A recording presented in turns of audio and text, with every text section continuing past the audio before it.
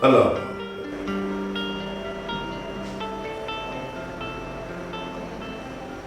বাপি, বৌমা, কোথায় তোরা?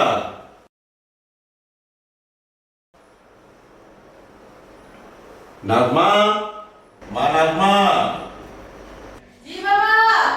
ওদের সবাইকে টেবিলে আসতে বল। এই তো বাবা, রেডি করছি। যাচ্ছি বাবা।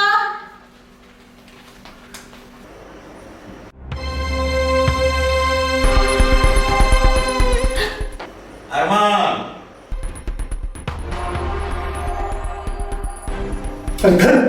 শান্ত মতো একটু খেতেও পারছি না।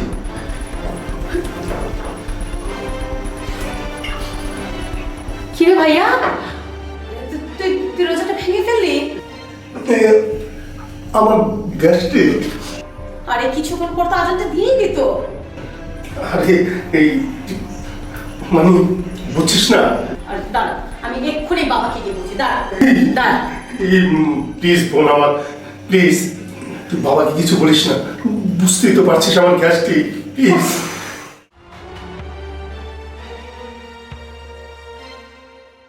আল্লাহ,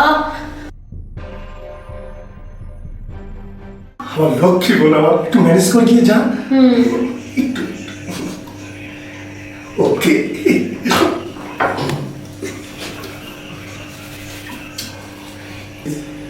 আচ্ছা ঠিক আছে, আচ্ছা আচ্ছা ঠিক আছে ঠিক আছে।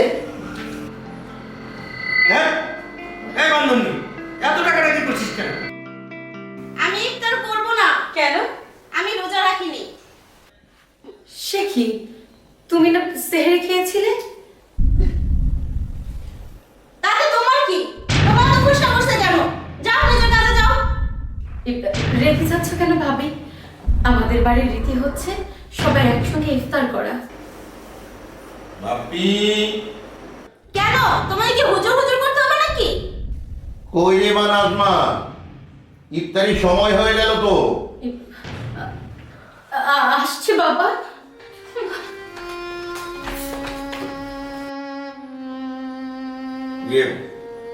ওকে এভাবে বলাটা তোমার উচিত হয়নি। আমাদের সবার কথা ভেবে ও আর বিয়ে করলো না। আমি বলি কি, চুপ করো, একদম চুপ করো। লাই দিয়ে দিয়ে মাথায় তুলেছো। আরে ইফতারির আর 15 মিনিট বাকি। আরে কোথায় তোরা? সবাই টেবিলে আয়।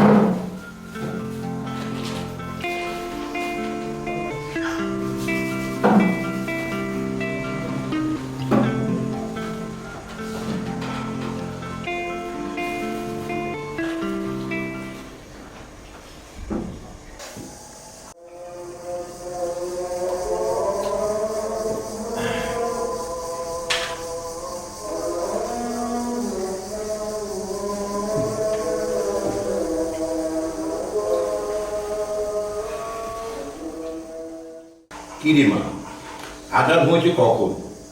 তুই খাচ্ছিস না রে? না না বাবা, এই তো খাচ্ছি।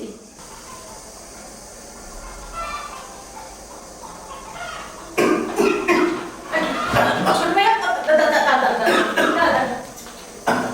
জি জি জি, পানি পানি পানি খাও, পানি খাও, পানি খাও।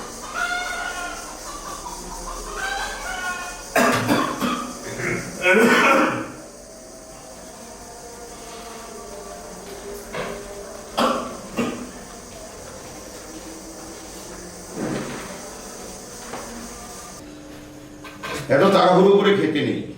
আর তাছাড়া তুই তো আজকাল ঠিক মতো রোজাও রাখিস না। তোদের মা বেঁচে নেই।